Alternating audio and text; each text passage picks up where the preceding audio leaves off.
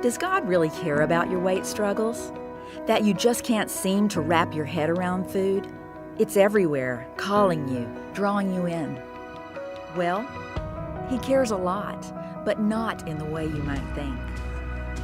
Galatians 5:11 says, "It is for freedom that Christ has set us free."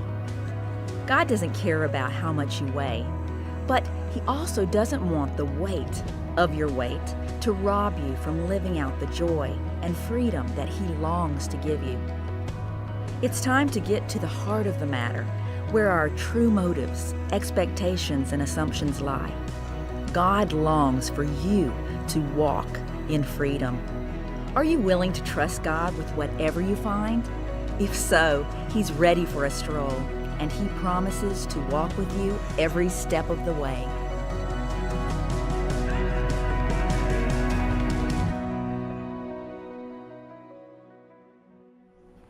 Welcome to Walk in Freedom, this eye-opening journey of discovery. I'm excited to have this opportunity to take you through the same process I myself walked through several years ago. I can still remember that November day when I made the life-changing decision to try something different with my weight, something I'd never tried before. I can assure you, I never set out to write a book, let alone a Bible study. In fact, at that point, I had about 27 years worth of failed diet attempts to prove I didn't have anything, not one bit of advice to offer. But on that day, I made a decision I now know was revelatory, a decision that ultimately unlocked the power of my mind. If I believed I was helpless, I acted helpless. If I believed certain foods were too yummy to resist, I didn't resist. If I believed that the role of food was to entertain me, then I turned to food every time my mind was not occupied by something else. I was bound by food or thoughts of food, but God set me free, and I firmly believe that He can do the same for you. It's God's desire for you to walk in freedom.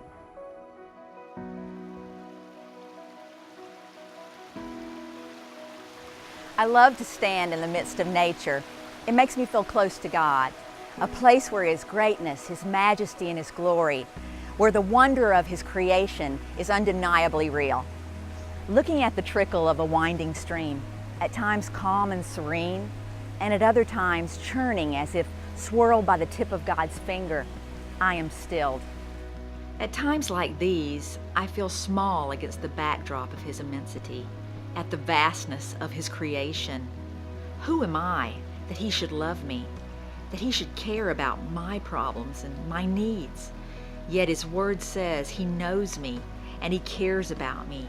It says that I am fearfully and wonderfully made, that His work is wonderful. But if the truth be told, we don't always feel wonderful about our lives or about our bodies. Sometimes we don't even feel okay. In fact, our thoughts about our bodies and our weight may have taken us to a place where we feel ashamed, where we feel hopeless. Why do I say that? Because I've felt that way more than a few times in my own life. When I set out on this journey, I just wanted to figure out why I couldn't maintain my weight. Why would I go to so much trouble, go through so much pain and deprivation to diet, to eventually lose the weight, only to watch it come right back again after a few months or a year, leaving me right back where I started, or worse yet, with even more pounds than I started with in the first place. We've all felt it, that frustration of pulling on a pair of pants and realizing they're just too tight, of going into the closet and searching outfit after outfit, trying to find something we can wear, only to reverting right back to the same old pair of pants and the same top we've been wearing for the last several weeks because nothing else quite fits. I remember years ago watching a popular talk show, and it was mentioned that those who struggle with the draw of food all have an emotional root to our eating. I remember thinking, no, I eat because food tastes so good and because eating is fun. It wasn't until I went through this process of journaling, of thinking about my life and my relationship with food, that I began to see that there was an emotional root to my beliefs about food and its power over me. I was chubby during my middle school years, and I remember feeling, even at the time, the unfairness of my situation. So many of my peers gave not the slightest thought to what they ate. They didn't have to, yet I struggled with carrying quite a bit of extra weight. Yet my behavior wasn't really any different from theirs. I wasn't eating noticeably more than they were. I wasn't sitting in my room with Oreos or bags of chips when I got home from school. I was just living my life, doing the normal things a 12, 13, and 14-year-old would do. Yet I was experiencing some of the unfortunate fallout of being chubby, at a time of life where a person's outside appearance seems to validate their worth as a human being. It wasn't until later in my life, really not until I went through the process of journaling, that I uncovered how those early years had impacted me. I was invested in feelings of helplessness when it came to food. I honestly believed I was helpless to its draw because for several years in my early teens, I was helpless due to hormones and delayed growth spurt. At a vulnerable time in my life and emotional development, a time when I was just beginning to figure out my relationship with food by making my own choices and taking responsibility for what I ate, I developed a sense of helplessness with food. At that time of my life, I really had little choice or influence over how food affected me. It was only later, after I began journaling, that I recognized that a lot of those helpless feelings about food had carried through to my adulthood. We have 7 goals for the study, and most likely these goals approach weight and looking at food from a totally different perspective than you may be used to. So let's take a look right now. First, we want to see weight management as a journey rather than a destination. Just remember, we're not in a sprint here. We're settling in for a long country run. Regard healthy weight management as a matter of daily choices, rather than as an all-or-nothing proposition. It's time to sprinkle some grace into this issue. You're not always going to get it right, but just cause you don't get it all right all of the time is no excuse to give up for good. As Scarlett says in Gone with the Wind, after all, tomorrow is another day. Next, we want to replace the diet mentality with a long-term mindset. After all, diets have never worked for you in the past, so why should you start now? We also want to become more mindful during every step of the eating process. Our choices, prep, actually sitting down to eat. It's time to get your head in the game, every day, all of the time. Even on days when you plan to eat more, you can still go in with the game plan. Admittedly, this habit takes time to develop, and it will take some conscious thought at first, but it will become more natural as time goes by.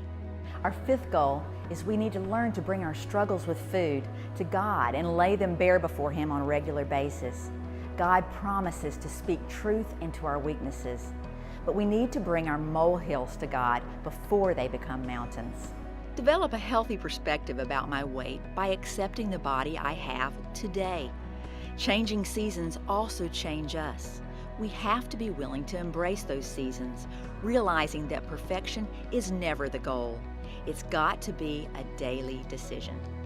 Finally, we need to understand and acknowledge that our worth and value as children of God is not ever going to be found in our weight or appearance. Whose report will you believe?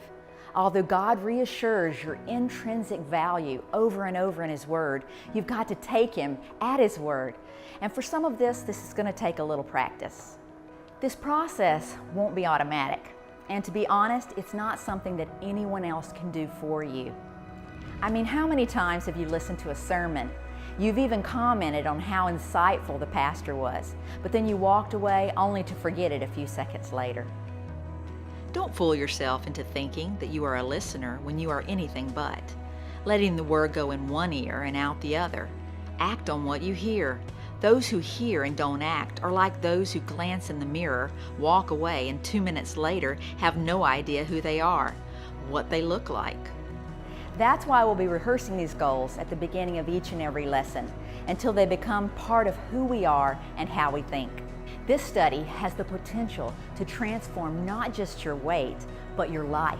Once you witness God's intimate concern for your weight struggle, once you see Him reach in, witness Him speak truth to this struggle, and realize His willingness and His readiness to speak truth into every area of your life, your faith will be strengthened and you will be equipped to truly walk in freedom.